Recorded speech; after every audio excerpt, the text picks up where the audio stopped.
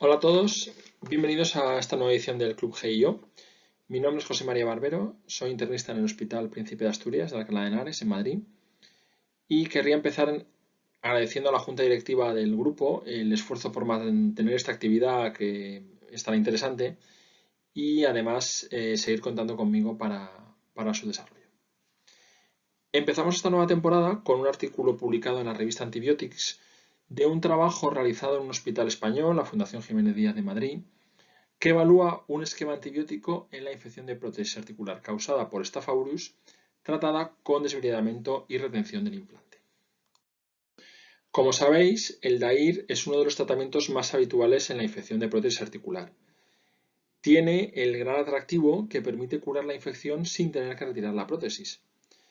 Existen muchas publicaciones sobre el mismo que muestran un grado de éxito muy variable, desde un escaso 26% hasta alguno de más del 90%.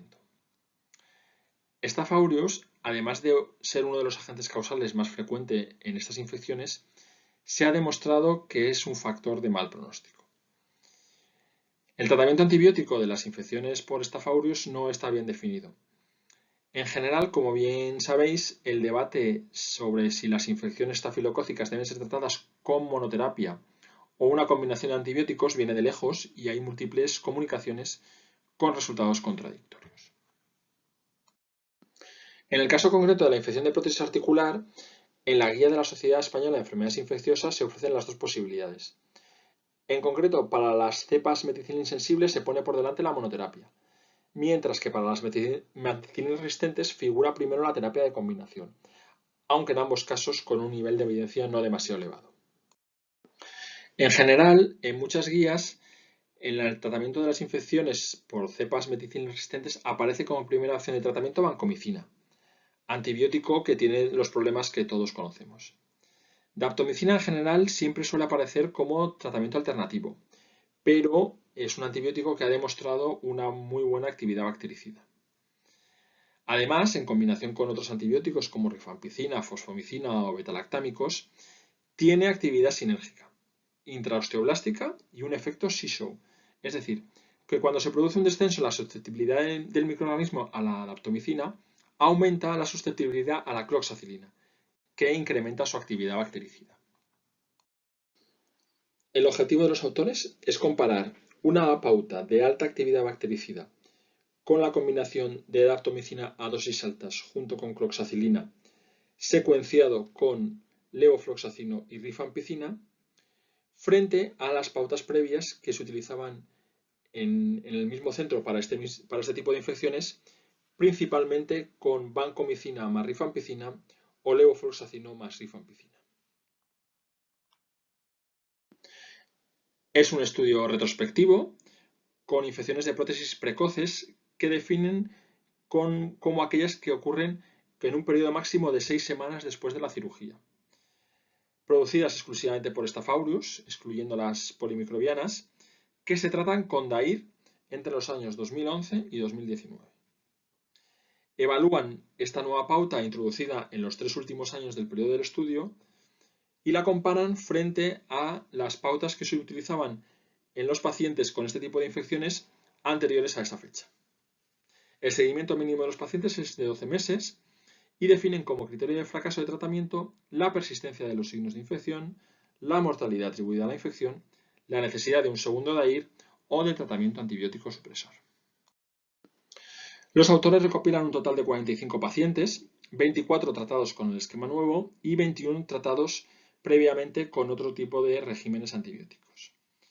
No había diferencias en los grupos en cuanto a la edad, el género o la tasa de infecciones causadas por estafilococos meticilina resistentes. 16% en el esquema nuevo, 9% en los esquemas antiguos. Sí había diferencias en la comorbilidad medida según el índice de Charlson, que era mayor en los pacientes del esquema nuevo. El tiempo de seguimiento era mayor en los pacientes de los esquemas previos por ser pacientes más antiguos. El resultado fue que con el nuevo esquema se lograba la curación en más del 90% de los pacientes, frente a solo el 66% en el grupo de los esquemas antiguos, diferencia que era estadísticamente significativa. no se produjeron efectos adversos graves que obligaran a suspender el tratamiento con daptomicina. Los autores reconocen varias limitaciones en el estudio. En primer lugar, y probablemente lo más importante, es la heterogeneidad de los tratamientos que reciben los pacientes del grupo comparador. Los autores no detallan específicamente cuáles son los tratamientos que reciben estos pacientes. Simplemente dicen que los regímenes más utilizados eran vancomicina más rifampicina o levofloxacino más rifampicina. Resulta llamativo que uno de los tratamientos más frecuentemente utilizados fuera vancomicina, cuando la tasa de infecciones por estafilococo meticilin resistentes era tan baja. Recordar que solo había 2 casos de estafilococos meticilin resistentes en el grupo comparador. Es bien conocido que la vancomicina es inferior a los betalactámicos en este tipo de infecciones. Además, la dosis es fija, 1000 miligramos, no refieren que la dosis se ajustara según el peso o según los niveles plasmáticos. Tampoco detallan los autores si el esquema de levofloxacino rifampicina era el tratamiento de continuación en los pacientes o este ya se iniciaba, ya era el tratamiento de inicio, cuando lo que se recomienda es que el tratamiento de inicio sea un antibiótico que tenga actividad frente a las bacterias en fase planctónica, como son los betalactámicos o los glucopéptidos. Los autores reconocen además que el número de casos es pequeño y que el estudio es de carácter retrospectivo y no hay ni aleatorización ni ciego. Habría que añadir a estas limitaciones el bajo porcentaje de infecciones por estafilococos meticilin resistentes. Imagino que no se habrán incluido más en el estudio porque la mayoría de estas bacterias también presentan resistencia a las quinolonas, que era el tratamiento de continuación elegido en el esquema nuevo.